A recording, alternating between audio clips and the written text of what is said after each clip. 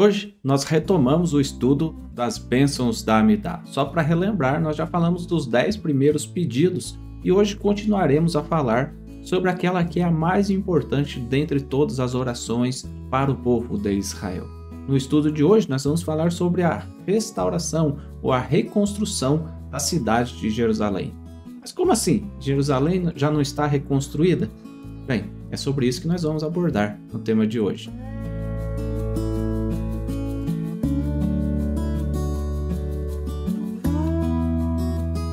Olá meus amigos, Shalom Aleichem, sejam todos bem-vindos mais uma vez ao canal da Sinagoga Havat Hesed. Nosso canal dedica a apresentar às pessoas um pouco daquilo que é a fé judaica, desde o seu princípio até aos dias atuais, de onde veio cada uma das orações dentro da fé judaica, o que as mulheres têm de relevância dentro do judaísmo, como Yeshua se apresentava dentro do contexto judaico. Então você vai encontrar no nosso canal várias playlists que vão apontar para cada um desses temas muito relevantes. Acesse as playlists aí do canal para você escolher o tema que mais se adeque à sua necessidade nesse dia ou aquilo que você está planejando estudar dentro da fé judaica. Nessa playlist nós temos falado sobre as orações judaicas e, como temos abordado nos últimos vídeos sobre a Amidá, nós temos usado esse livro aqui, A Arte da Prece Judaica, que contempla nas suas muitas páginas cada uma das 19 bênçãos da Amidá. Hoje nós chegamos à 14ª bênção, que é a bênção da reconstrução de Jerusalém. Vamos falar sobre o tema dessa prece, reconstrução de Jerusalém, mas por que reconstrução? Por que Jerusalém? Como Jerusalém é uma cidade tão importante para o povo judeu? Bom, na página 254 do livro nós temos escrito o seguinte: a maior presença de Deus não será encontrada num determinado lugar fixo. Paradoxalmente, ele será mais facilmente encontrado onde há o sofrimento decorrente da sua ausência. Isso acontece porque as pessoas que se sentem angustiadas porque a presença divina está oculta são aquelas que estão mais abertas e receptivas ao pleno relacionamento com Deus. Onde quer que os judeus estejam dispersos em toda a diáspora e sofrerem pela ausência da presença de Deus, Ele estará presente junto a eles. É este o significado de que Deus está no exílio com o povo judeu. No entanto, isso não significa que Deus seja recolocado num outro lugar. Significa que Ele, conceitualmente, está no exílio pelos judeus. Ele não tem mais para eles o mesmo significado ou importância que tinha quando ele era capaz de se manifestar no Templo de Jerusalém. Assim, nos tempos contemporâneos, Deus está onde quer que as pessoas anseiem por ele e apreciem a sua importância. Por que estou falando isso? Por que o autor começa abordando isso? Porque muitas pessoas falam, a gente não precisa ir a Jerusalém, Deus está em todos os lugares. Sim, isso é uma verdade. Todos os lugares contemplam a presença de Deus. Os olhos do Senhor estão em todos os lugares. Mas, obviamente, nós como homens necessitamos de um lugar onde nós sintamos a presença de Deus de forma mais plena, de forma mais perene. E esse lugar é Jerusalém. Por isso nós pedimos que Deus reconstrua Jerusalém.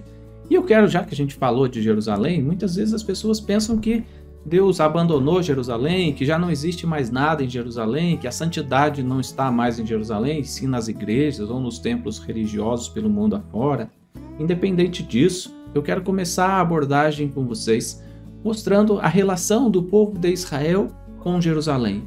Desde os tempos antigos, Jerusalém tem sido parte fundamental da conexão entre o povo de Israel e o seu Deus. Quando Abraão recebeu o chamado de Deus, foi-lhe dito assim, lá em Gênesis capítulo 12. Ora, disse o Senhor a Abraão, sai da tua terra, da tua parentela e da casa de seu pai, e vai para a terra que eu te mostrarei. Evidente que ele sequer sabia onde seria essa terra, qual seria essa terra, mas ainda assim Abraão obedeceu a Deus. E logo em seguida, ainda em suas peregrinações, ele recebeu a visita de um homem. Esse homem era chamado Melquisedeque e em hebraico Malquitzedek, ou rei de justiça. Gênesis capítulo 14, versículo 18 diz assim: E Melquisedeque, rei de Salém, trouxe pão e vinho, e ele era sacerdote do Deus Altíssimo. O que tem isso a ver com Jerusalém? Bom, Rashi, citando o Midrash de Bereshit Rabbah 43:6, esclarece que Melquisedeque, rei de Salém, veio até Abraão indicando que os seus descendentes, os descendentes de Abraão, o povo de Israel, portanto, lá em Salém ofereceria os sacrifícios. E como ele fez uma aliança com Abraão, então lá em Salém, nesse lugar, os filhos de Abraão teriam a sua aliança com Deus. Pouco mais tarde, o tempo passou, pouco mais tarde, quando ele próprio, Abraão, vai oferecer seu filho Isaque em sacrifício, lá em Gênesis capítulo 22, foi no próprio Monte Moriá, em Jerusalém, que Abraão esteve diante do Eterno. E olha que interessante o que nos diz o texto de Gênesis capítulo 22, no versículo 14. Vaikra Abraham Shem Hamakon, e chamou Abraão o nome daquele lugar, Hahu Adonai Ire, no monte Deus aparecerá. Asher Yamer Hayon Bear Adonai Irae, no qual um dia dirão, no monte Deus aparecerá. Olha só em português. E chamou Abraão o nome daquele lugar, no monte Deus aparecerá, no qual um dia, no futuro, dirão, no monte Deus aparecerá. Séculos mais tarde, foi lá, nesse mesmo monte onde Abraão sacrifica seu filho Isaque, o lugar onde Salomão construiu o Beit HaMikdash, o templo sagrado, que veio a se tornar o lugar mais sagrado do mundo, porque ali o Senhor se fazia presente. Então a gente percebe a conexão desde o patriarca Abraão com Jerusalém. Embora Abraão não tivesse de imediato ouvido falar, você vai para Jerusalém, a gente vê toda essa conexão de Abraão com Melquisedeque, com Salém, com o sacrifício de Isaque e com a construção do Beit HaMikdash. E isso, obviamente, é muito fascinante para todos nós, né? Salmos, capítulo 76, por exemplo, fala assim: Conhecido é Deus em Judá, grande o seu nome em Israel. Em Salém, portanto Jerusalém, está o seu tabernáculo, e em Sião a sua morada. Né? Jerusalém, também chamado de Sião, ou o Monte Sião, que está obviamente em Jerusalém. E um outro salmo muito famoso também fala a respeito da relação de Jerusalém com os filhos de Israel. É o Salmo 122. Ele nos diz assim: Alegrei-me quando me disseram, vamos à casa do Senhor.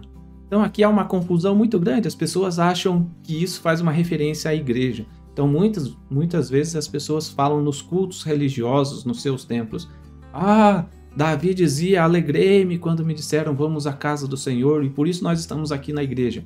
Não, leia o versículo. Davi fala assim, alegrei-me quando me disseram vamos à casa do Senhor. Pararam os nossos pés junto às tuas portas, ó Jerusalém, não ó igreja, ó Jerusalém.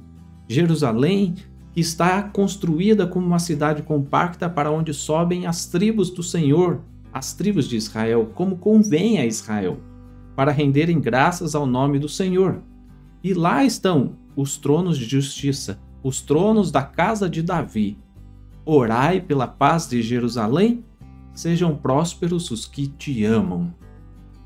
Olhe como a relação do povo judeu está muito próxima com a cidade de Jerusalém. A relação dos filhos de Israel com o seu Deus passa pela cidade de Jerusalém. E dentro disso, o livro, na página 256, nos fala sobre o conceito de Jerusalém. Jerusalém não é simplesmente um local geográfico. Jerusalém significa a existência de um lugar no mundo em que Deus é reconhecido. Assim como oramos pelo reconhecimento daqueles que lutam pela percepção de Deus, nós também oramos pelo local de onde a realidade de Deus deveria irradiar. Jerusalém é o lugar que dissemina a grandiosidade e o respeito devido a Deus. Quando os profetas falam acerca da honra de Jerusalém, eles também falam dos seus habitantes e vice-versa. Ambos são inseparáveis, o povo de Israel, os habitantes de Jerusalém e a cidade de Jerusalém. Quando as pessoas proclamam Deus, o lugar em que elas vivem também proclama a Deus. Quando existem homens justos no mundo, eles ensinam as pessoas a ter o adequado respeito a Deus. Quando Jerusalém é glorificada, aquele lugar é como um monumento ao apropriado e adequado respeito que as pessoas deveriam ter por Deus.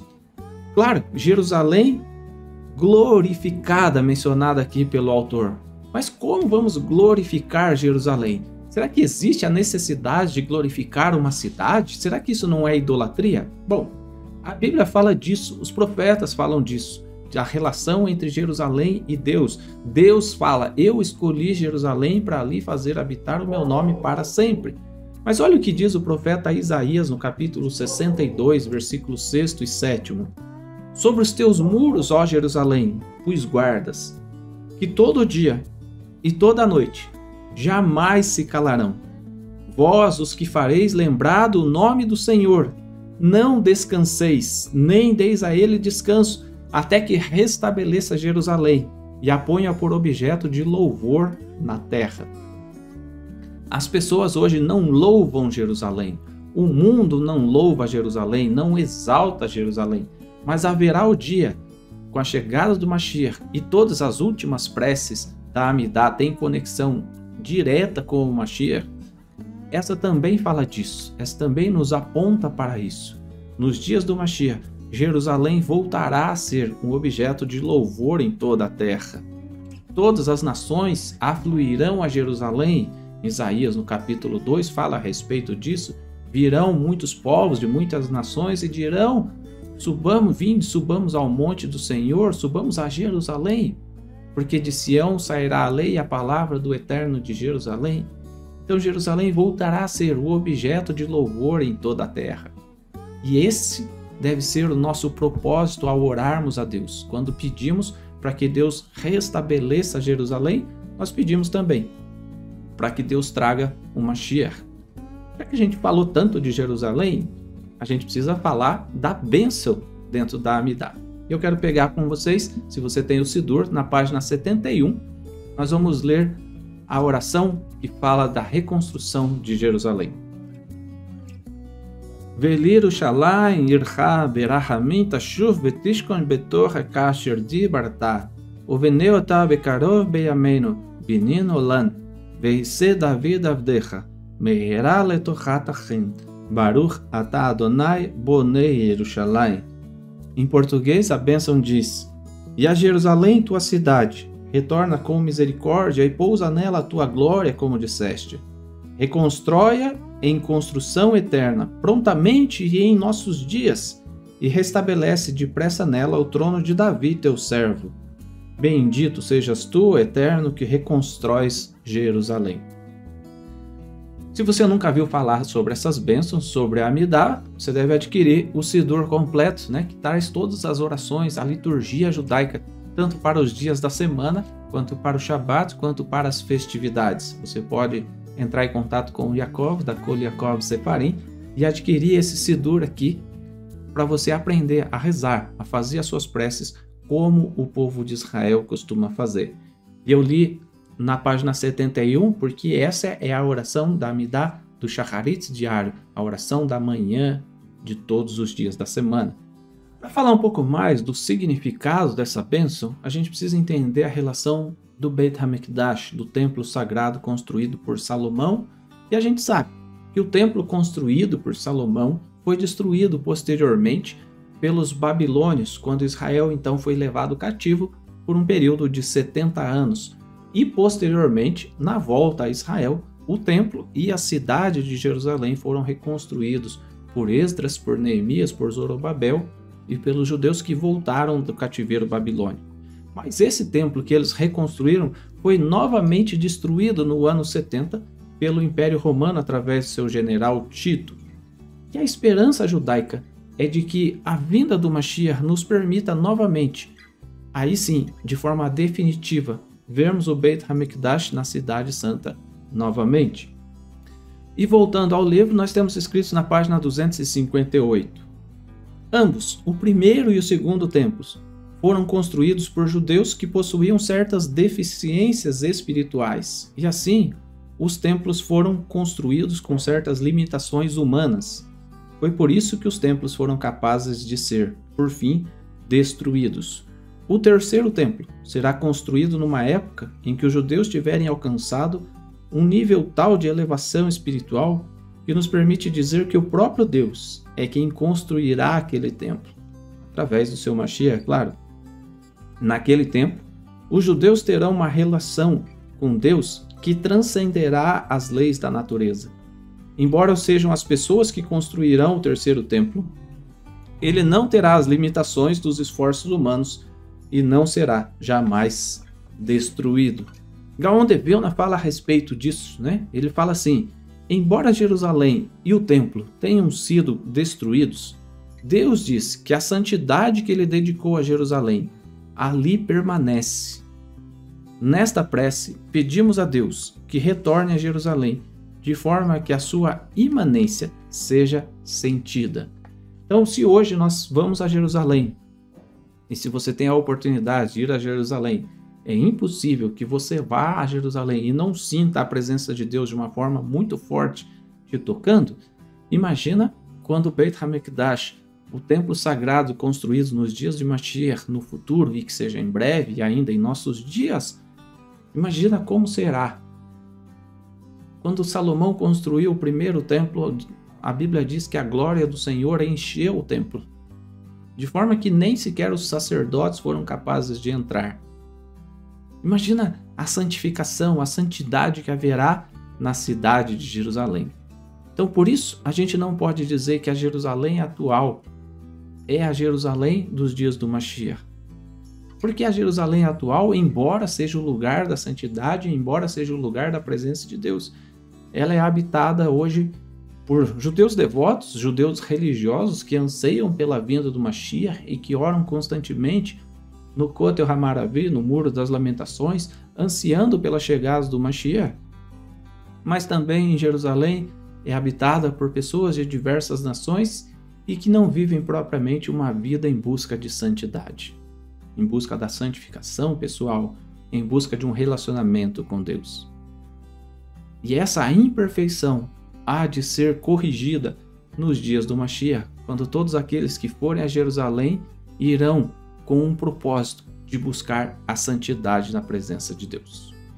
E isso está de acordo com aquilo que o Talmud nos fala a respeito de Jerusalém, da Jerusalém celestial, que paira sobre a Jerusalém terrena ainda.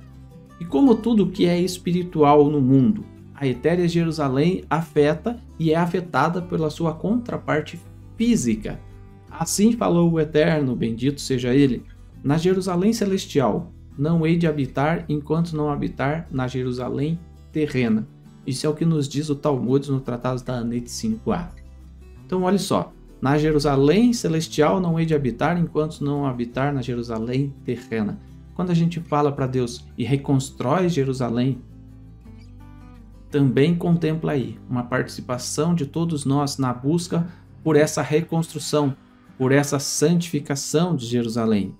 Quando Jerusalém terrena for santificada, a Jerusalém celestial habitada pelo Eterno descerá dos céus, como nos diz lá o livro de Apocalipse. Isso nos leva ao entendimento de que a Jerusalém a ser reconstruída, obviamente, não é a Jerusalém atual, embora a Cidade Santa esteja lá e a presença divina nunca tenha abandonado de fato a capital de Israel, a capital do povo judeu. Só voltaremos a sentir a plenitude da santidade quando o Eterno, através do seu Mashiach, através do seu ungido, o filho de Davi, restabelecer o trono. Por isso, a bênção também fala a respeito disso. Restabelece depressa nela o trono de Davi, teu servo. Então, por isso que ao reconstruir Jerusalém, o foco não está apenas na reconstrução da cidade atual, mas no trono de Davi, através do filho de Davi, através do Mashiach ben Davi, através de Yeshua ben Davi, o Mashiach, que reconstruirá Jerusalém e trará de volta o restabelecimento do serviço da adoração plena ao Deus de Israel. Aí sim, voltará a pousar sobre Jerusalém a glória do Eterno, tanto quanto ela habitou quando Salomão, por exemplo, terminou de erguer o Beit HaMikdash. Eu já falei sobre isso, mas eu quero que você leia comigo o texto, lá em 2 Crônicas, segundo livro de Crônicas, capítulo 7, versículo 1 até o versículo 4. Diz assim a Bíblia lá em 2 Crônicas: Tendo Salomão acabado de orar, desceu o fogo do céu e consumiu o holocausto e os sacrifícios. E a glória do Deus, a glória do Senhor, encheu a casa. Os sacerdotes não podiam entrar na casa do Senhor, porque a glória do Senhor tinha enchido a casa do Senhor. Todos os filhos de Israel, vendo descer o fogo e a glória do Senhor sobre a casa, se encurvaram com o rosto em terra, sobre o pavimento, e adoraram e louvaram ao Senhor, porque Ele é bom e porque a sua misericórdia dura para sempre. Então o rei e todo o povo ofereceram sacrifícios diante do Senhor. É por essa Jerusalém que nós ansiamos. E quando a gente vai lá para o livro de Zacarias, nós temos descrito exatamente isso, a Jerusalém que nós ansiamos. Zacarias no capítulo 14, muitas pessoas acham que quando o Messias vier, não haverá mais sacrifícios, mas se você ler Zacarias capítulo 14, na sua integridade, você vai perceber que sim, haverá sacrifícios. E muitos rabinos, o Talmud fala a respeito de sacrifícios de pazes. Não haverá propriamente sacrifícios de expiação de pecados, uma vez que não haverá mais espaço para o homem pecador. Zacarias capítulo 14 diz sobre os dias do Senhor e aponta que: Eis que vem o dia do Senhor, em que os teus despojos se repartirão no meio de ti. Porque eu ajuntarei todas as nações para a peleja contra Jerusalém, e a cidade será tomada, e as casas serão saqueadas e as mulheres forçadas, e metade da cidade sairá para o cativeiro, mas o restante do povo não será expulso da cidade. Então sairá o Senhor e pelejará contra essas nações, como pelejou no dia da batalha. Isso aqui é uma referência a uma batalha chamada Batalha do Armagedon no futuro, quando Deus reunirá as nações contra Jerusalém. Mas por que Deus quer reunir as nações contra Jerusalém? Porque as nações que hoje são contra Israel terão o seu julgamento, e quando elas se reunirem para destruir Jerusalém, o Senhor sairá e pelejará pela cidade santa.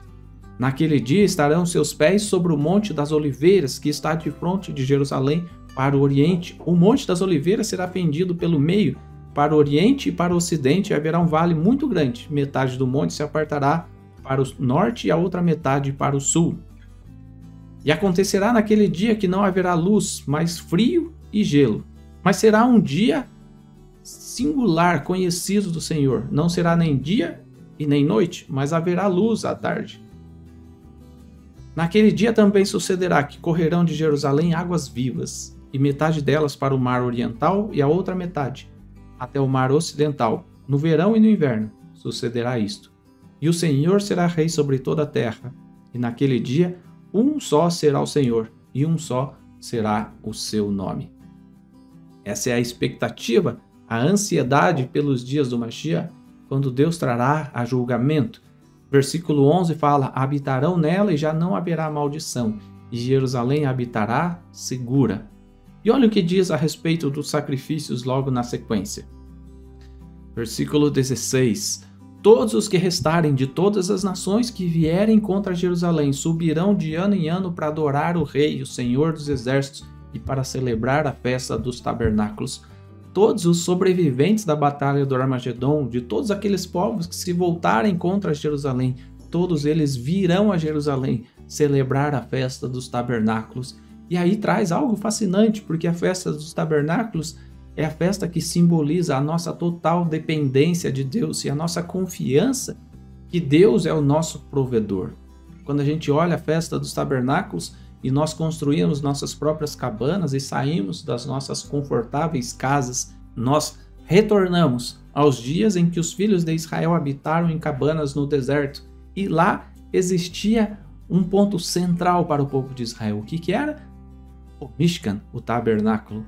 E o Beit HaMikdash construído em Jerusalém nada mais é do que a reconstrução do Mishkan como santuário, a reconstrução de algo que seja o ponto central da nossa vida. O tabernáculo para os filhos de Israel no deserto era o ponto central. Todas as tribos estavam em volta do santuário. E nos dias do Mashiach, todos estarão em torno do santuário em Jerusalém. E olha o que diz na sequência os versículos. Se alguma das famílias da terra não subir a Jerusalém para adorar o Rei, o Senhor dos Exércitos, não virá sobre eles a chuva representa a bênção de Deus. Se a família dos egípcios não subir nem vier, não cairá sobre eles a chuva. E virá a praga com que o Senhor ferirá as nações que não subirem para celebrar a festa dos tabernáculos. E este será o castigo dos egípcios e o castigo de todas as nações que não subirem para celebrar a festa dos tabernáculos. Naquele dia será gravado nas campainhas dos cavalos santidade ao Senhor. E as panelas da casa do Senhor serão como as bacias diante do altar. Sim, todas as panelas em Jerusalém e Judá serão santas ao Senhor dos Exércitos. E todos os que oferecerem sacrifícios virão e lançarão mão delas, e nelas cozerão a carne do sacrifício. Naquele dia já não haverá mercador na casa do Senhor dos Exércitos. Então a gente percebe que nos dias do Mashiach, quando Jerusalém for reconstruída em sua santidade plena, todas as nações virão sacrificar ao Senhor ali em Jerusalém. E é por essa Jerusalém que nós ansiamos todos os dias, e por isso nós pedimos a Deus que Ele reconstrua Jerusalém em construção eterna, e que Ele reconstrua Jerusalém como nos dias de Davi, e que restabeleça depressa nela o trono de Davi sobre o qual se assentará o Mashiach. E o Talmud diz, e está relatado aqui no livro, na página 260, que qualquer geração que não mereça a reconstrução do templo é considerada como a destruidora do templo. O que significa isso? Significa que nós devemos trabalhar para que Jerusalém seja reconstruída, seja reedificada e que Deus possa voltar a habitar com plenitude na cidade santa. Eu quero concluir esse vídeo de hoje com um salmo também muito conhecido de todos os judeus, que é cantado em várias liturgias, inclusive nos casamentos, inclusive na cerimônia de Brit Milá. Se eu me esquecer de ti, ó Jerusalém, que perca a minha destra a sua destreza, que se colhe a minha língua ao palato, se não me lembrar sempre de ti, e não mantiver a tua lembrança acima da minha maior alegria. O quanto nós estamos focados em Jerusalém, o quanto Jerusalém é fundamental na nossa vida espiritual. Se a gente for capaz de responder que sim, Jerusalém é muito importante na nossa vida espiritual, nós seremos dignos de dizer a prece que nós acabamos de mencionar. E a Jerusalém, tua cidade, retorna com misericórdia e pousa nela a tua glória para sempre, como disseste, reconstrói-a em construção eterna prontamente e em nossos dias, e restabelece nela, depressa, o trono de teu servo Davi. Bendito sejas tu, Eterno, que reconstrói Jerusalém. Que Deus possa reconstruir ainda em nossos dias a cidade santa, e que nós sejamos merecedores, dignos de participarmos do reino do Mashiach e da reconstrução do templo sagrado. Já não mais um templo que será destruído, mas um templo eterno, onde o Eterno, o nosso Criador, será louvado e exaltado para sempre. Se você gostou desse vídeo, não deixe de dar o seu like, de compartilhar com pessoas que precisam perceber a importância de Jerusalém como cidade santa. E que na próxima semana, ou no próximo vídeo, você possa estar conosco, aprendendo a rezar cada dia mais como judeu, deixando com que a centelha judaica que habita dentro de você possa despertar para um viver genuinamente judaico, para o cumprimento da Torá, para uma vida de bons atos e para o reino de Deus. Um grande abraço, que Deus te abençoe, shalom, até a próxima.